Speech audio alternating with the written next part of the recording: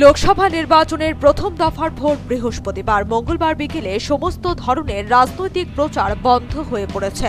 প্রচারের আওতায় পড়ল নরেন্দ্র মোদীর বায়োপিক ছবি পিএম নরেন্দ্র মোদী। বুধবার সেন্সর বোর্ডের ছাড়পত্র পেল ফিল্মটি। বৃহস্পতিবার ছবিটি মুক্তি পাওয়ার কথা ছিল, কিন্তু নির্বাচন কমিশন ছবিটির মুক্তি নিয়ে আপত্তি তুলেছে। বুধবার নির্বাচন কমিশন জানিয়েছে, দেশে নির্বাচন শেষ না হওয়া পর্যন্ত পিএম নরেন্দ্র মোদী ছবিটি রিলিজ করা যাবে না। নির্বাচন শেষ হওয়ার পরই ছবিটি রিলিজ করা যাবে। মঙ্গলবার পিএম নরেন্দ্র মোদীর মুক্তির বিরুদ্ধে সুপ্রিম কোর্টে আবেদন করেন এক কংগ্রেস নেতা। তার অভিযোগ, এই ফিল্মটির মধ্যে বিজেপির প্রচার করা হবে, কিন্তু সুপ্রিম কোর্ট তার আবেদন খারিজ করে দেয়। সুপ্রিম কোর্ট স্পষ্ট জানিয়ে দেয়, এই বিষয়ে দেখাশোনার দায়িত্ব নির্বাচন কমিশনের। ছবিটি বিজেপিকে রাজনৈতিক সুবিধা পাইয়ে দেওয়ার জন্য তৈরি হয়েছে কিনা তা ঠিক করবে নির্বাচন কমিশন।